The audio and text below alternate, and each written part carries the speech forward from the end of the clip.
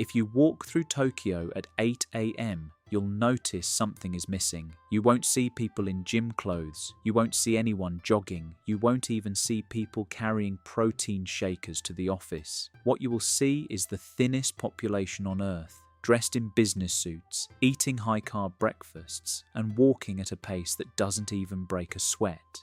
The logic gap. In the West, we're taught that a lean body is something you have to earn through suffering and sweat. We've been told that carbs are the enemy and the gym is the only way out. But Japan has an obesity rate of just 4.2%, nearly 10 times lower than the US, despite the fact that 97% of Japanese people never step foot in a gym. There's something you don't know. So, how are they cheating the system? It's not genetics, it's a series of 9 invisible lifestyle habits that actually change how your body processes sugar and stores fat. From the specific temperature they eat their rice, to the 10-minute rule they follow after every meal, these habits are actually more effective than your high-intensity 1-hour workout. In this video, I'm breaking down the 9 habits that allow the Japanese to stay slim effortlessly. No fitness culture required. If you want to start seeing a noticeable difference in your own reflection by next month without giving up your favorite foods or changing your whole schedule, pay close attention to habit number 1. It's the reason they can eat white rice every single day and still keep a flat stomach. Habit 1. The glucose hack. Tabajun. To understand how Japan stays slim without the gym, you have to look at their plates, but not at what is on them. You have to look at what they touch first. In the West, we're big bite eaters. We go straight for the sandwich, the pasta, or the fries. But in Japan, there is a cultural order of operations called tabajun, and it's the single most effective biological hack for eating carbs without them ending up on your waistline. Imagine your metabolism is like an open highway. If you send a bowl of white rice or a piece of bread down that highway first, it hits your bloodstream at 100 miles per hour. This causes a massive insulin spike that tells your body one thing: store fat. But the Japanese have a way of creating a speed bump that changes the biology of the meal before it even begins. The science of the web. Before a single grain of rice is eaten, a Japanese meal almost always begins with fiber, usually in the form of sonomono, vinegared cucumbers, seaweed, or a small bowl of edamame. When fiber hits your stomach first, it doesn't just sit there. It creates a thick, gel-like web across the lining of your small intestine.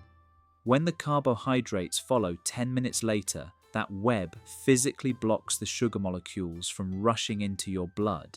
Instead of a spike that crashes your energy and triggers fat storage, you get a slow, steady wave of energy.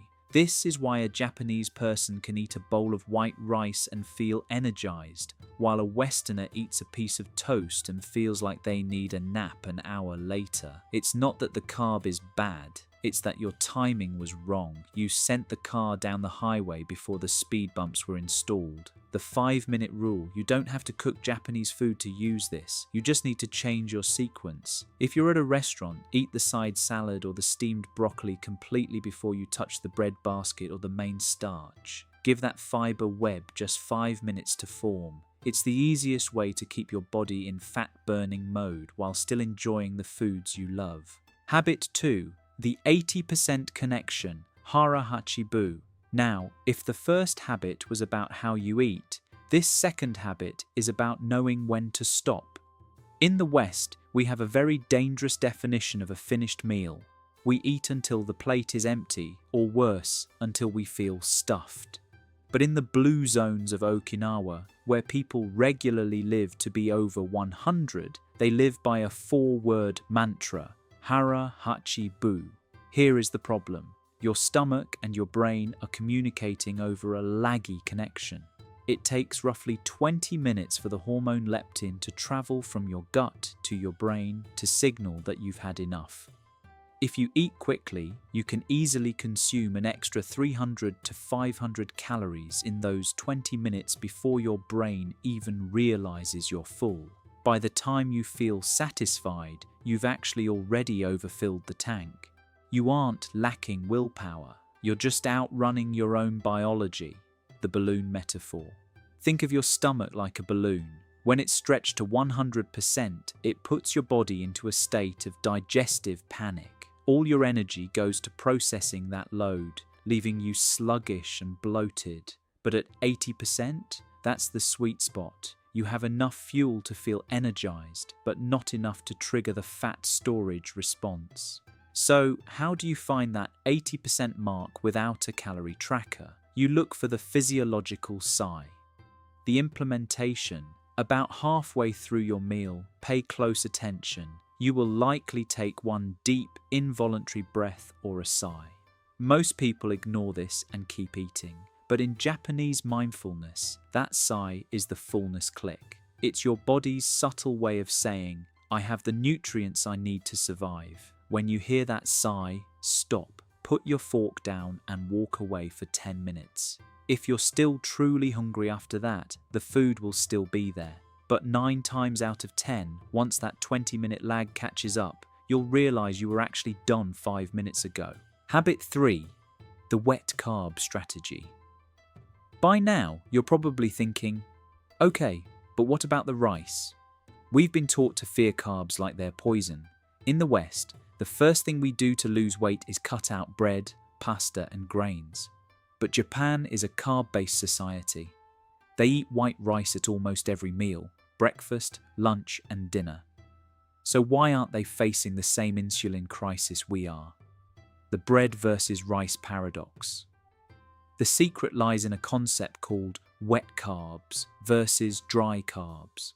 In the Western diet, our primary carbohydrates are flour-based and dry: bread, crackers, cereal, and pasta. These are essentially compressed energy. Because they have very little water content, you can eat a massive amount of calories before your stomach physically feels heavy. The science of volume. Now look at a bowl of Japanese steamed rice. The math. When you cook rice the Japanese way, it absorbs a 1-to-1 ratio of water. This means the carb is physically diluted by hydration. 1 cup of cooked rice is mostly water and air, making it high volume but relatively low calorie. But there's a second, hidden layer to this. Japanese people often eat their rice slightly cooled. Think of sushi, onigiri, rice balls, or bento boxes. The biohack. When rice cools down, its molecular structure changes. It develops something called resistant starch. This type of starch resists digestion in your small intestine. Instead of being absorbed as sugar, it travels to your large intestine where it acts like fiber, feeding your healthy gut bacteria and keeping your blood sugar stable. Practical implementation. You don't have to give up carbs, you just need to stop eating dry ones. For the next 30 days, try swapping your bread and flour-based wraps for steamed grains like white rice, quinoa, or buckwheat. Sober. The pro tip. If you really want to maximize the weight loss, cook your rice in bulk, let it cool in the fridge overnight, and then lightly reheat it the next day. This simple temperature shift creates more resistant starch, effectively lowering the net calories of your meal without changing the portion size. Habit 4. The visual feast. Ichiju-Sansai. We've covered what to eat first and how to stop eating, but there's a psychological glitch in how we serve food in the West that is almost designed to make us overeat.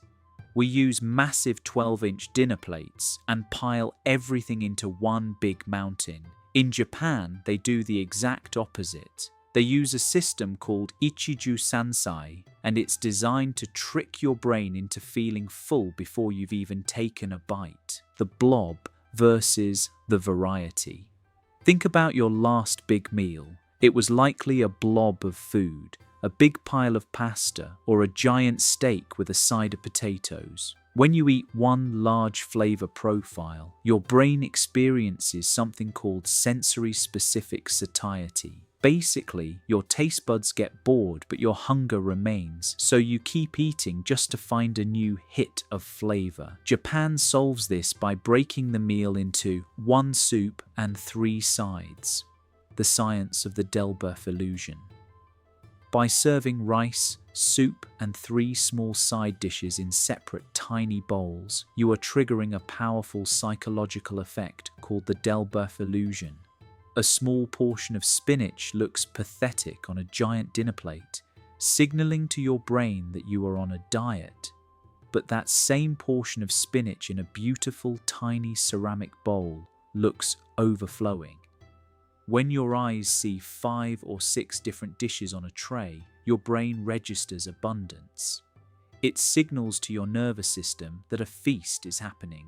Research shows that people who eat from smaller multiple dishes feel significantly more satisfied than those eating the same amount of calories from one large plate. Practical implementation. The tray rule: stop eating off one giant plate. Go to the store and buy a set of small side bowls or ramekins. Even if you're eating a standard Western meal like chicken and vegetables, don't put them together. Put the chicken in one small bowl, the broccoli in another, and your rice or potato in a third. When you sit down to a tray filled with small bowls, your brain thinks, this is a lot of food.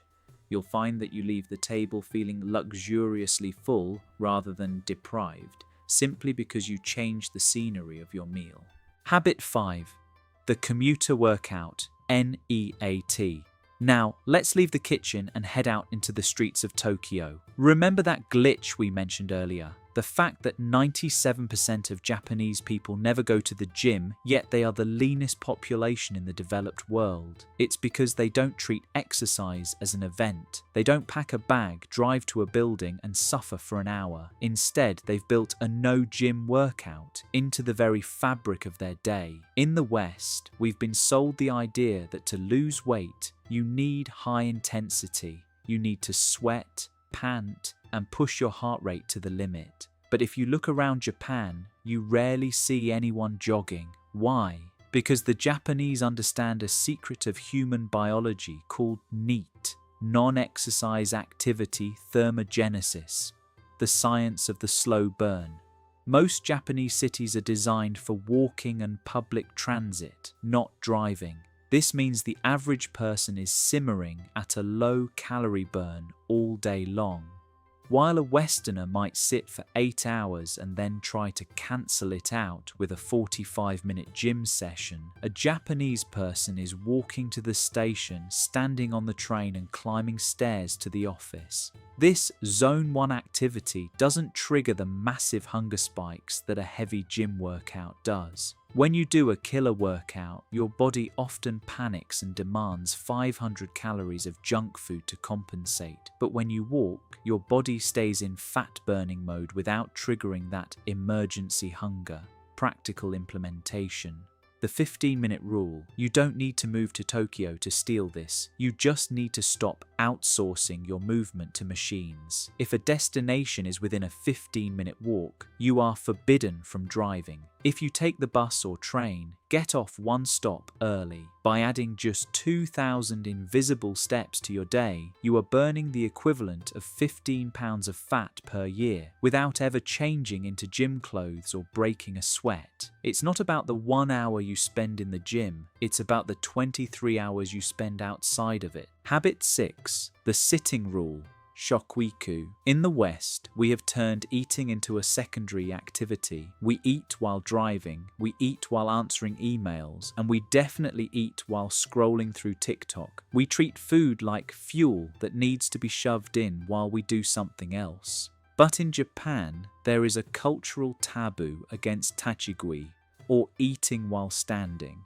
This isn't just about manners, it's a biological masterclass in weight management. Have you ever reached the bottom of a bag of chips and realized you don't even remember eating them? That's because your brain wasn't invited to the meal. When you eat while distracted, your brain fails to process the sensory data of the food. A study from the University of Surrey found that people who ate while walking or distracted consumed 5 times more calories later in the day.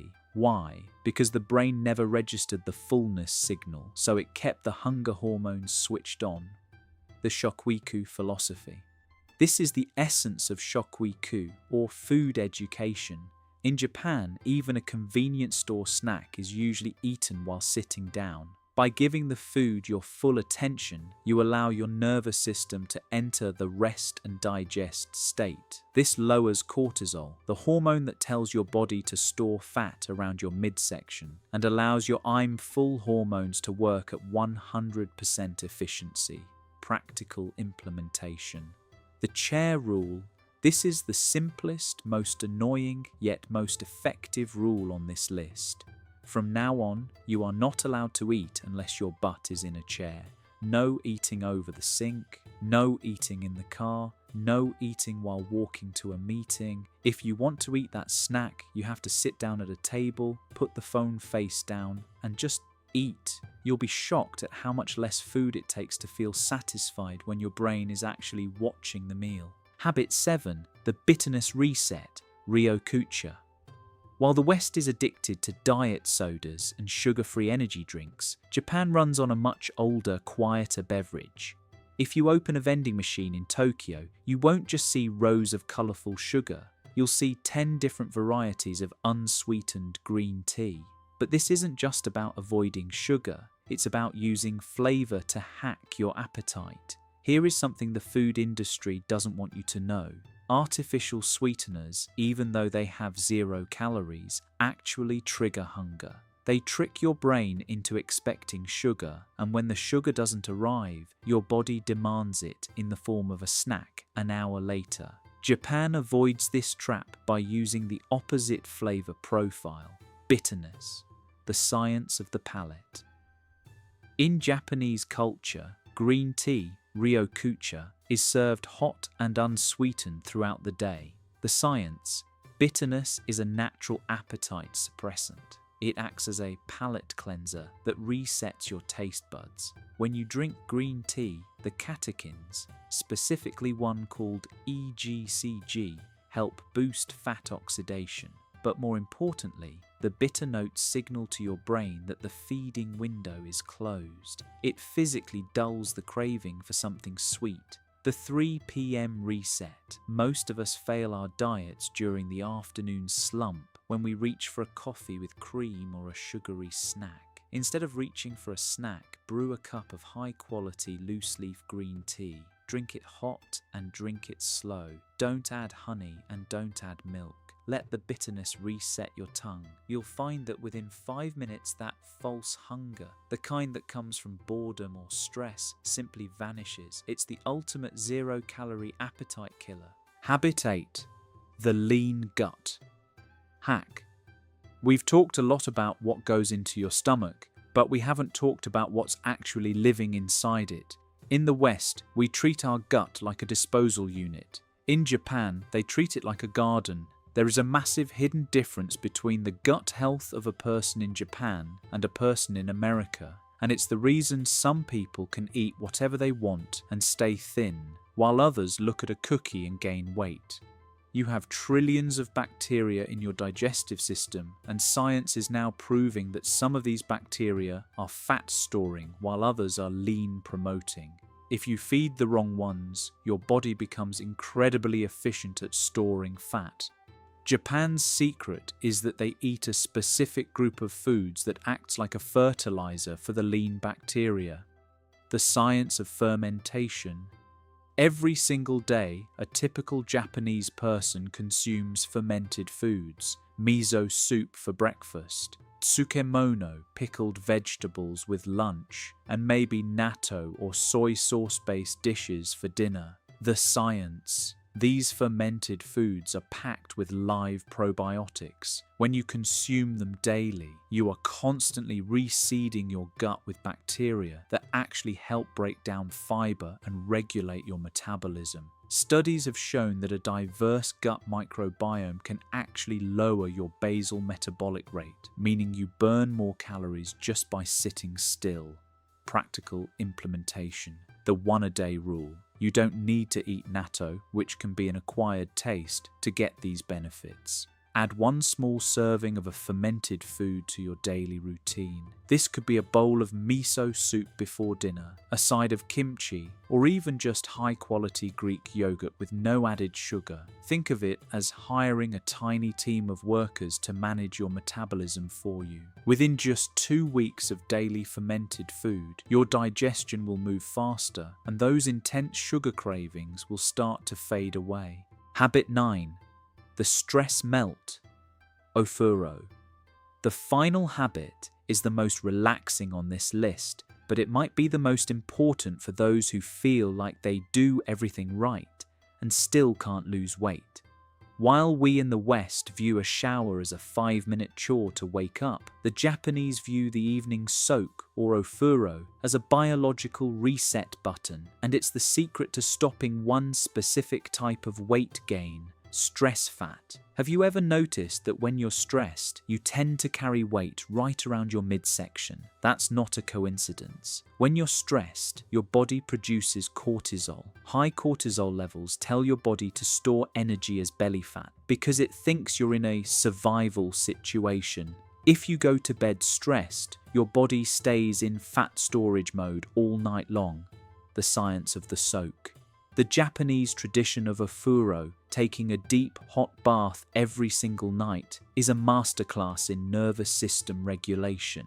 The science: immersion in hot water triggers the parasympathetic nervous system, the opposite of fight or flight. This causes an immediate drop in cortisol.